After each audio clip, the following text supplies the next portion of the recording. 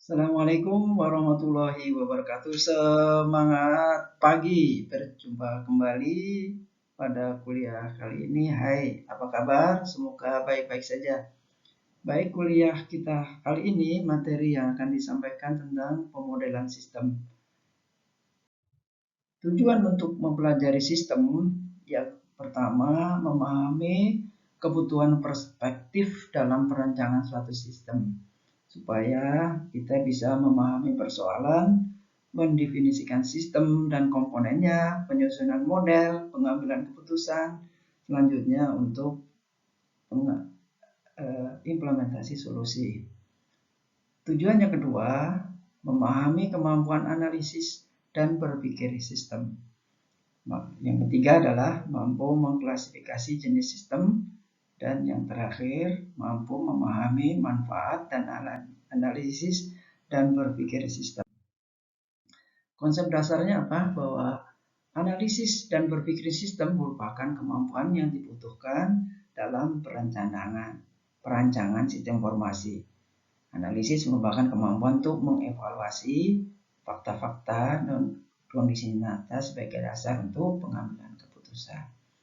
Konsep dasar selanjutnya adalah berpikir sistem merupakan suatu perspektif atau sudut pandang dalam memandang segala sesuatu secara sistemik ya. Nah, sistemik tidak sama dengan sistematis. Apa bedanya? Kita lihat selanjutnya ya. Pemodelan merupakan suatu proses untuk membuat representasi kondisi nyata dalam bentuk yang lebih sederhana dan mudah dipahami, dikomunikasikan kepada pihak lain. Baik rekan-rekan, ini sedikit ya. Sistemik itu adalah kata sifat yang artinya menyeluruh. Nah, kalau sistematis itu adalah menggambarkan prosedur, proses, dan sistem yang terorganisir berurutan. Nah, itu adalah sistematis. Baik, kita kembali kepada tujuan kita pada pertemuan kali ini bahas tentang sistem. Sistem itu apa? Sistem adalah sekumpulan komponen atau objek yang saling berinteraksi satu sama lain untuk mencapai suatu tujuan tertentu dengan menerima input dan memprosesnya menjadi output. Nah, ini relasi ini bisa konstruktif, destruktif, positif, dan negatif. Fungsinya supaya berjalan atau tidak berjalan. Sedangkan tujuan sistem sendiri adalah tergantung pada kegiatan yang ditangani ya.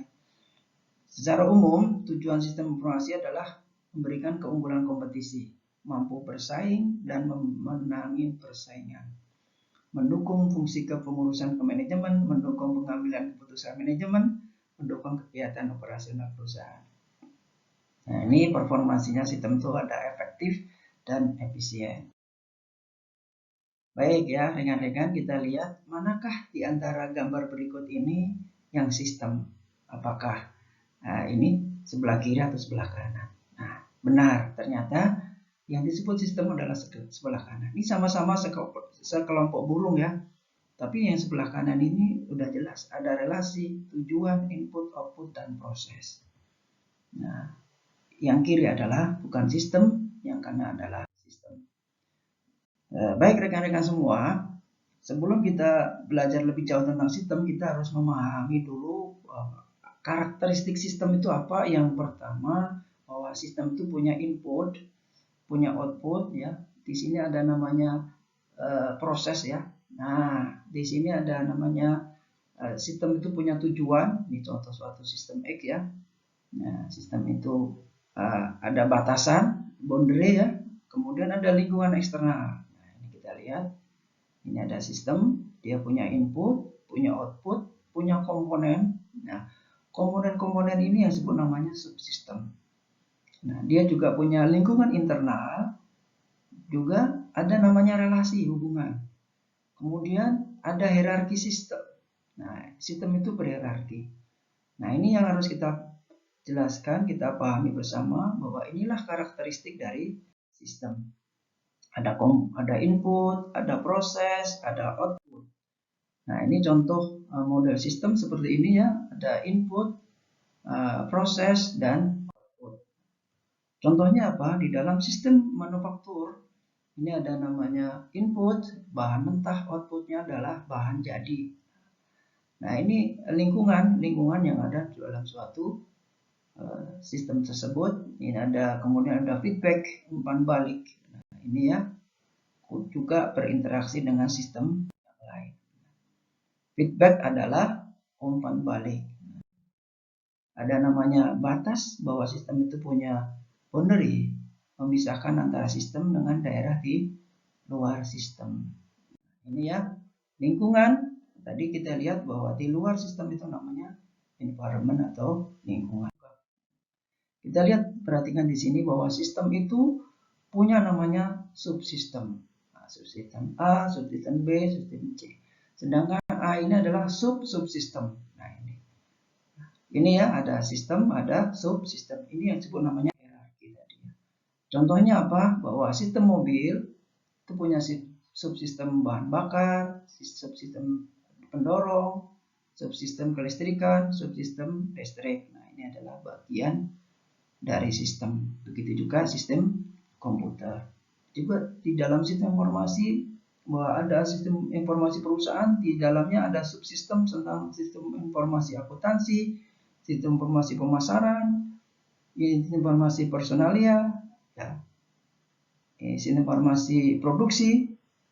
Seperti itu ya, kita untuk menggambarkan, kita jelaskan di sini untuk menggambarkan bahwa perbedaan antara sistem dan subsistem. Ini ada yang disebut namanya super system. Super system itu bila kondisi kita misalkan di provinsi, maka yang di atas namanya super system, yang di bawah adalah subsistem. Baik rekan-rekan semua, nah kita lihat di sini bahwa ada sistem abstrak, ada sistem fisik, ya, ada sistem deterministik, ada sistem probabilistik. Nah, ada sistem terbuka dan sistem tertutup. Sistem tertutup ini tidak berinteraksi dengan lingkungan. Kalau sistem terbuka itu berinteraksi dengan lingkungan. Sistem alamiah buatan manusia, sistem sederhana, sistem kompleks. Nah, ini ya, kedudukan sistem ini ada yang deterministik dan probabilistik. Itu yang bisa kami sampaikan untuk pertemuan kali ini tentang apa itu sistem, karakteristik sistem. Mudah-mudahan bermanfaat. Ketemu lagi pada materi selanjutnya. Terima kasih. Assalamualaikum warahmatullahi wabarakatuh. Semangat pagi.